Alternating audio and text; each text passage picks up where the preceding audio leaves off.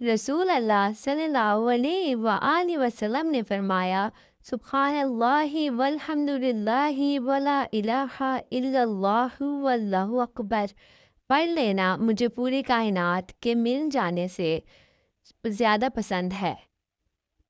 رسول اللہ صلی اللہ علیہ وآلہ وسلم نے فرمایا، آدمی کے جھوٹا ہونے کے لیے یہی کافی ہے کہ وہ ہر بات سنی ہوئی بات بیان کر دے۔ رسول اللہ صلی اللہ علیہ وآلہ وسلم نے فرمایا، دعا کے سوا کوئی چیز تقدیر کو نہیں ٹالتی ہے اور نیکی کے سوا کوئی چیز عمر میں اضافہ نہیں کرتی۔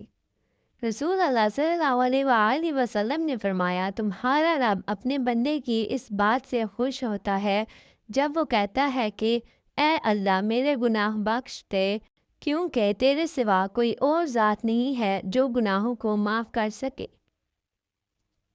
رسول پاک صلی اللہ علیہ وآلہ وسلم نے فرمایا، تم صبح و شام 3 مرتبہ سورہ اخلاص، سورہ فلق اور سورہ ناس پڑھا کرو، وہ تمہیں ہر چیز کے لیے کافی ہو جائیں گی۔